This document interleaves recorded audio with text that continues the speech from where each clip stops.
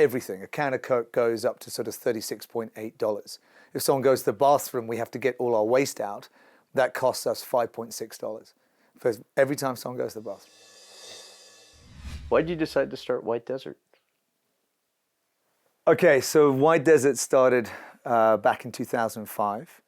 And I was, at that time, this was my second big expedition across Antarctica. And I was with 3 friends, and we were stuck in a tiny little tent.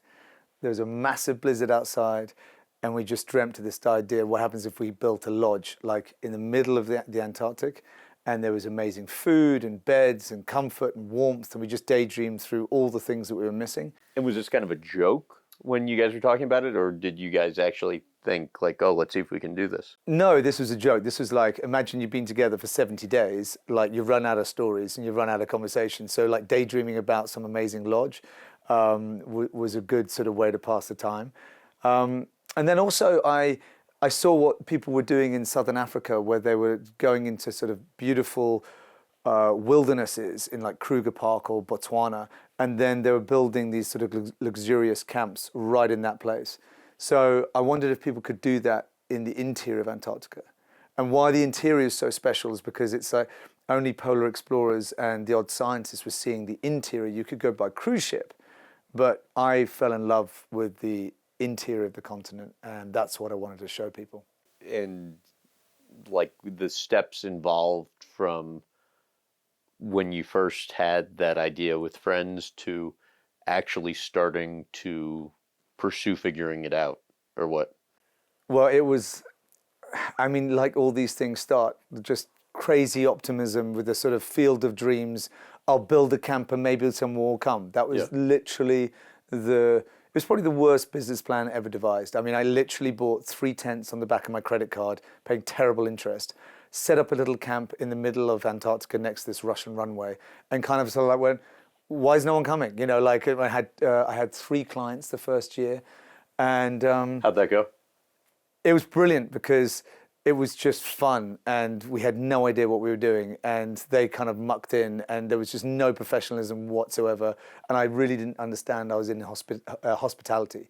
It was just kind of like a polar explorer, and so what I deemed to be acceptable were like, there was no showers, there's no way to wash, you just got given a pack of wet wipes.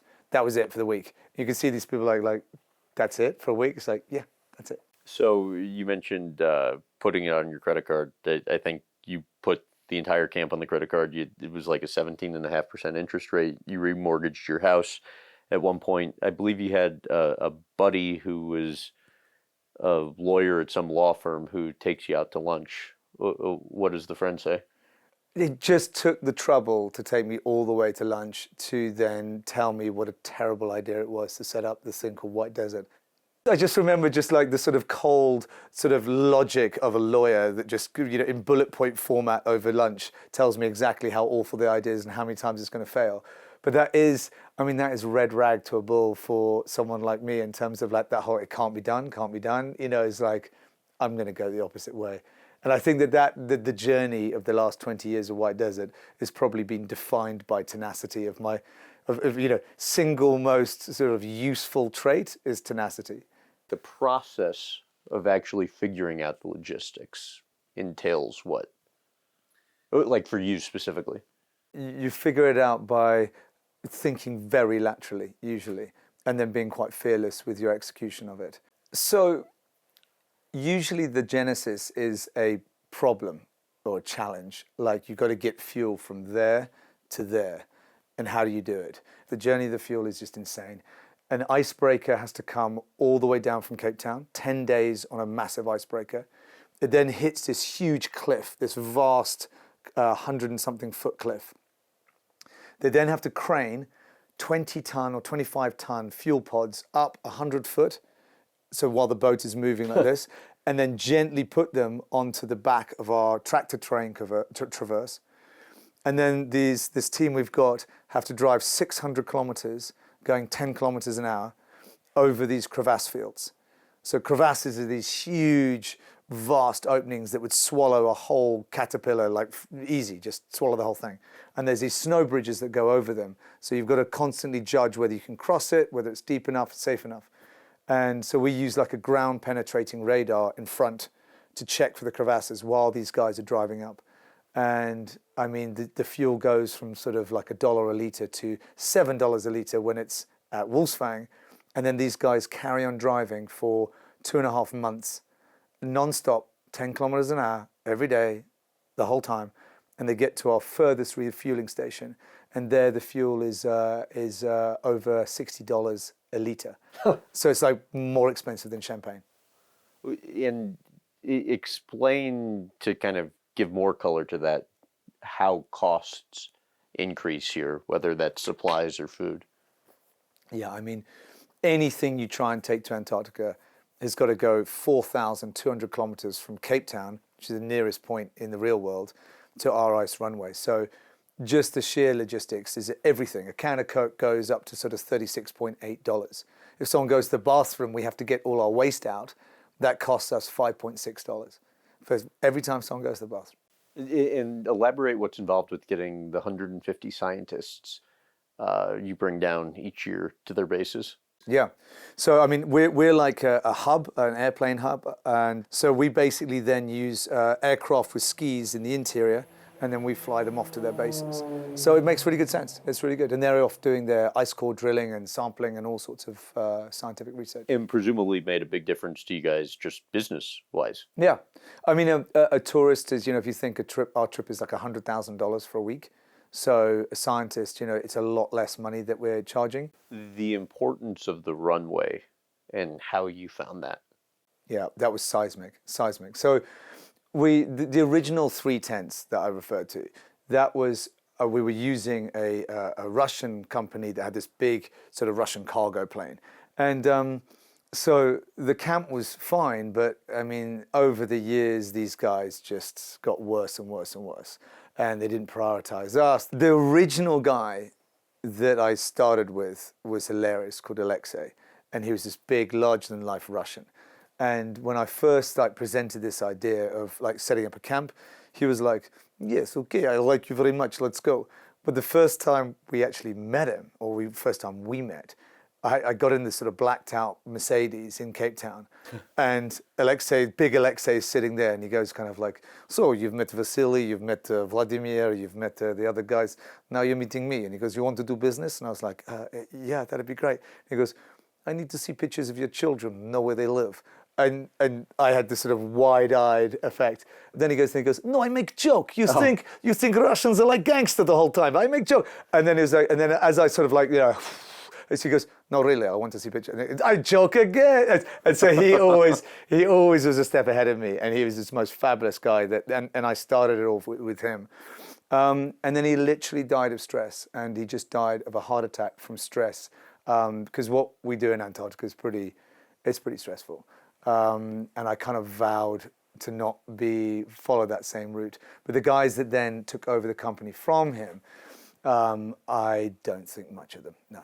And as someone said to me recently, all the pain I went through of that actually was a blessing, because it led me to go, screw this, I'm out of here, I'm going to build my own runway. And then now our company is much bigger than theirs, and it's doing great. And actually a lot of guys that work for me all came from their company because they just had enough. And so how you figured out the runway So the runway was just a whole adventure in itself. We literally, I had heard whispers from some pilots who had heard someone else talk about the runway. There's this runway that used to exist back in 1998, I think, or 1997. So then I started sort of researching a little bit more, and I got into a plane and started flying around here looking. And then we saw this big expanse of ice, because you need ice, not snow, for the runway. And when we landed the Gulfstream for the first time, you were sitting in the Gulfstream I hope this is going to work. It's like you kind of do all the preparations, you do all the research, you do everything, but then at some moment you've got to land a jet at 200 miles an hour on an ice runway. And I took the view that I should be on board the plane. I'm not going to let someone else do it. So yeah, it's it's scary. It's also like amazingly vindicating when it works. What are you thinking when you're on the plane and it's getting ready to land? I mean, again, on the Airbus, that's the largest plane that's ever landed on ice. So sitting in the jump seat, like put it this way, you put your harness on real tight, you buckle up, and you can see the pilots as well. When they're flying, they sort of wipe their hand for the sweat. Oh, do they? Yeah, we're coming in, and they kind of, we've all done our calculations, and everyone's done the sort of research, but it's just that moment when the wheels touch. It's like, How many people would like to have a runway here right now?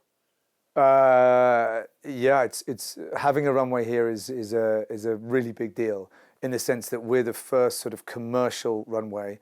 There's another runway that you can come in with tourists, but yeah, big nations want runways, and it's and I mean really big nations. China. Yep, lots of them, absolutely. And because they want to control their own logistics and they want to get to their own bases and they don't want to rely on other people. So the staff that's involved in pulling all this off is how many people, and what are examples of all the different positions? So we've got about 115 people on ice right now, which is insane when you think we have 2 tourism camps of 12 people each. And how many people did you have your first year here? The first ever year we had 3. And we did everything. We were like literally, so it was like cook meal, guide up mountain, clean toilet, do the whole thing. So now we have the 115 people here. But what I love about it is they're from 17 different nationalities. We have doctors, we have high mountain guides that are all French and slightly sort of belligerent. We have got pilots, more pilots. They're all Canadian and have to have maple syrup and really strong coffee. We've got general hands who are usually South Africans. So these are guys from sort of like barely seen snow before from sort of KwaZulu-Natal who are here just like wide-eyed, and they're like really tough, resilient farm boys, but they ain't seen snow before. So they're here. We have a whole Russian traverse teams that are just brilliant because they sort of hit the machine with a hammer and off they go again for another 5 days. Yeah, we've got a really wide spectrum.